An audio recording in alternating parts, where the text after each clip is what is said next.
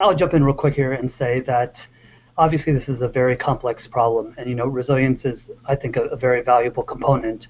And what research has shown that the kids who are most likely to learn resilient skills are the ones who feel connected. And so the question is, what can schools do? I feel like schools, and the research also bears this out, that build environments marked by connectedness and belongingness and great relationships and good morale amongst both the students as well as the teachers, and relative components of peer respect and school safety and even school spirit. Well, as schools focus in on that and work to build that environment, then that sort of tone gets set across the entire student body population, and then the kids are more readily to, as they're staying connected with the adults in their lives at school, learn these resiliency techniques, learn the socio-emotional skills, etc. So, Doc, please. If I want to paraphrase what you just said, would you say that a school that builds a sense of community would be a school that if you feel like you're part of a whole community, then it's harder to exclude other people? It's like you're all invested. Is that what I make? Or is that what you're trying to say?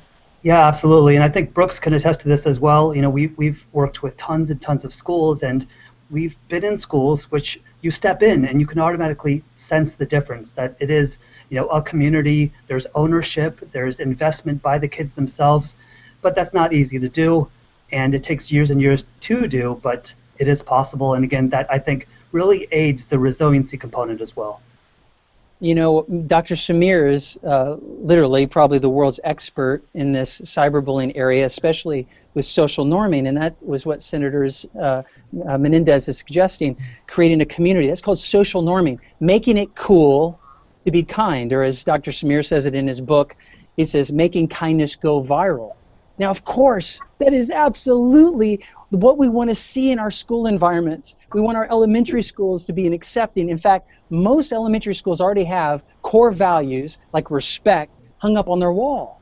But the challenge is kids are still disrespectful. So I would argue it's not just signage or messaging that's important, but it's adding a point of resilience as one of those values. If you have 3 R's, add a fourth. Let it be resilience. We are a resilient community. And the golden rule, that's why in 1900s they used the golden rule, because it demands that you're resilient. When you treat others, not the way they treat you treat others the way you want to be treated. That goes for my people who are nice to me. That goes to the people who are mean to me. So the true teaching of the golden rule can be reintroduced into schools, and holistically, from the teachers to the counselors to the parents to the students, of course the administration, we need to have messaging that says we're resilient. When people are mean to you, we don't get upset and we treat them like a friend. Don't get upset, treat them like a friend. And this is the international sign for peace. And if you want peace, which is the absence of conflict, remember 2 things. Stop getting upset. I know they shouldn't have done that. And treat them like a friend.